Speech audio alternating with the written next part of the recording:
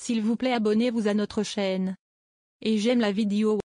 Et activez les notifications pour recevoir nos publications en temps réel. La compagnie publique Air Algérie s'est prononcée sur ces pertes engendrées par la mise en suspens des vols, en jetant de la lumière sur les chiffres contenus dans le document rendu public par l'African Airlines Association, AFRA. Air Algérie a en effet abordé le sujet via un tweet posté hier 14 juillet 2020, qui est lié aux pertes occasionnées par l'interruption des vols. Par le biais donc de sa publication sur son compte Twitter, la compagnie aérienne publique a fourni des clarifications autour du chiffre de 2,9 milliards de dollars. Il s'agit alors de précisions relatives au chiffre qu'on vient d'évoquer un peu plus haut.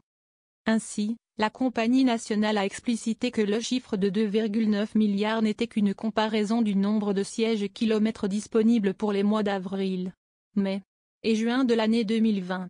Cela par rapport à la même période de l'année 2019. Peut-on lire sur le texte rédigé et publié par Air Algérie sur le réseau social. En sus, la compagnie nationale s'est précédemment prononcée ouvertement sur le chiffre d'affaires des vols passagers.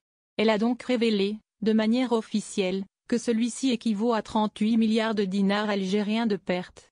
D'ici l'écoulement de l'année en cours, 2020 en l'occurrence, ladite somme s'élèverait à 89 milliards de dinars. Pour mémoire, le document portant le titre de AFRA Covid-19 Impact Assessment est sorti de l'ombre lundi dernier. On doit son élaboration, ainsi que sa publication à l'organisation continentale, AFRA, c'est-à-dire l'Association des compagnies aériennes africaines. Elle a communiqué des données se rapportant à la trésorerie des transporteurs aériens d'Afrique. Dure est la crise sanitaire induite par la propagation de la pandémie du coronavirus, Covid-19. Un peu partout sur la planète.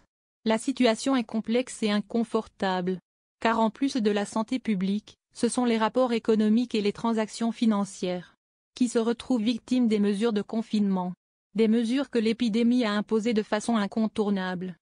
Air Algérie subit de plein fouet les caprices de la conjoncture actuelle.